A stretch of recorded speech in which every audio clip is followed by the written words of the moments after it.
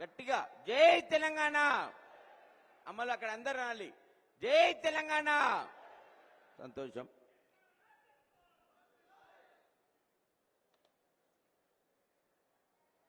ఈరోజు ఈ మీటింగ్కి అధ్యక్షత వహిస్తున్న మాణిక్యరెడ్డి గారికి, అదేవిధంగా మండల పార్టీ అధ్యక్షులు కామన్ శ్రీనివాస్ గారికి, అదేవిధంగా మనకు ముఖ్య అతిథిగా వచ్చిన పెద్దలు గౌరవనీయులు మాజీ మంత్రివర్యులు శ్రీ తన్నీర్ రాజేశ్వరరావు గారికి, అదేవిధంగా శ్రీమతి రోజా రాధాకృష్ణ శర్మ గారికి, మన జిల్లా పరిషత్ చైర్పర్సన్ గారు, తర్వాత రామచంద్రం గారు డిసిసిబి డైరెక్టర్, మూర్తి బాలరెడ్డి గారు, కనకరాజు గారు ప్యాక్స్ చైర్మన్, సదానందం గౌడ్ గారు ప్యాక్స్ చైర్మన్, కొండం వనిత రవీంద్రారెడ్డి గారు ఎక్స్ఎంసీ చైర్మన్, కాముని ఉమేష్ చంద్ర గారు, అదేవిధంగా ఇట్టుబోయిన శ్రీనివాస్ గారు ఎంపీటీసీల ఫోరం అధ్యక్షులు, పాపయ్య గారు వైస్ ఎంపీపీ, శ్రీనివాస్ గౌడ్ గారు, శ్రీహరి గారు, అదేవిధంగా గండెల్లి వేణు, గుజ్జరాజు గారు,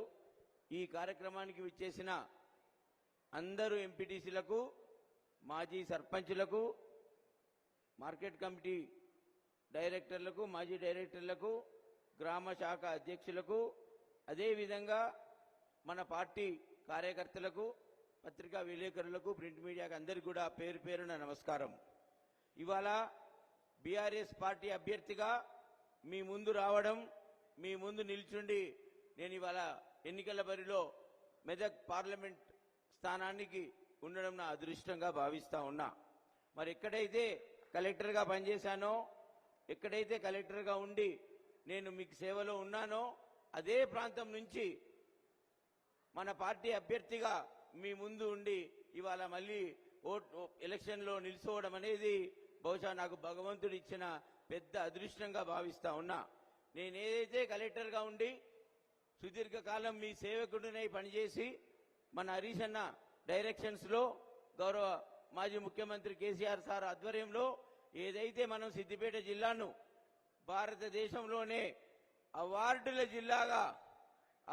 జిల్లాగా మనం పేరు తెచ్చుకున్నామో, భారతదేశంలోనే మొదటి 10 జిల్లాలలో ఇవాళ సిద్దిపేటను నిలిచిండబెట్టిన ఘనత మన హరీష్ అన్నకు, అదేవిధంగా మన కేసీఆర్ సార్కి దక్కుతుంది.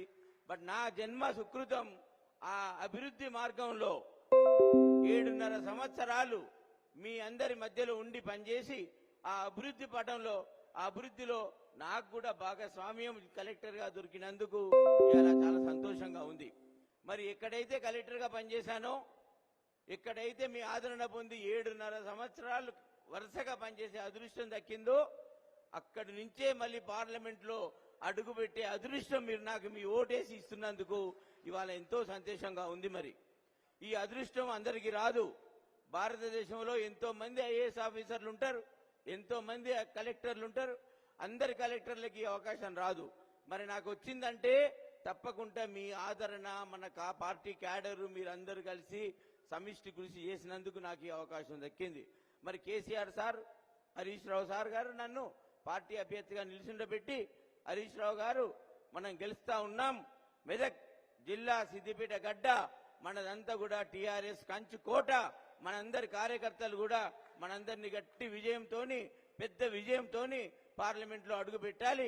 మరి కలెక్టర్గా నువ్వేదైతే పనులు చేశావో, జిల్లాను అర్థం చేసుకున్నావో, ఆ మాదిరిగా గలం విప్పి నువ్వు నీకున్న శక్తిని, యుక్తిని వాడి మన బాణిని వినిపించి, మన గలాన్ని వినిపించి ఎక్కువగా మన జిల్లాని ఇంకా అభివృద్ధి పటంలో నిలపాలని చెప్పి కోరినప్పుడు వారి ఆదేశాలకు అనుగుణంగా నేను ఇవాళ మీ అందరి మధ్యలో మెదక్ పార్లమెంట్ బరిలో ఉండి ఎన్నికలకు సిద్ధమవుతున్నాం. అయితే ఒక విషయం మనం అర్థం చేసుకోవాలి. మరి నేను మీ అందరికి కూడా సుపరిచితుని, నేను పరిచయం చేసుకోవాల్సిన అవసరం లేదు ఇక్కడ. కాకపోతే మీ అందరిని కూడా మరి అభ్యర్థిగా నా వంతు బాధ్యతగా మీ అందరికి కూడా నేను మళ్ళీ ఒకసారి అభ్యర్థించుకుంటూ నన్ను ఘన విజయం నాకు ఇవ్వాలని చెప్పి కోరుతా ఉన్నా. మరి నేను కలెక్టర్గా ఉన్న వ్యక్తిని, రాజకీయంలో మొదటి నుంచి లేని వ్యక్తిని, ప్రత్యక్ష రాజకీయాలకు నేను దూరంగా ఉన్న వ్యక్తిని. మరి నేను మాకేం చేస్తాడు ఈయన అని మీకు ఒక ఆలోచన తట్టచ్చు. హరీష్ రావు గారి ఆధ్వర్యంలో నేను మీ అందరి మధ్యలో పనిచేశా. బాగా పనిచేసుకున్నామా లేదా చిన్న కోడూరుని అభివృద్ధి చేసుకున్నామా లేదా? కలెక్టర్గా నేను మీ గ్రామాలు తిరిగినా లేదా? గట్టిగా.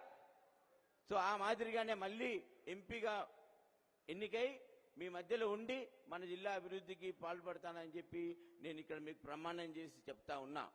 అయితే ఒక ఐఏఎస్ ఆఫీసర్గా, ఒక కలెక్టర్గా పనిచేసిన ప్రదేశం నుంచి ఆ జిల్లా విషయాలన్నీ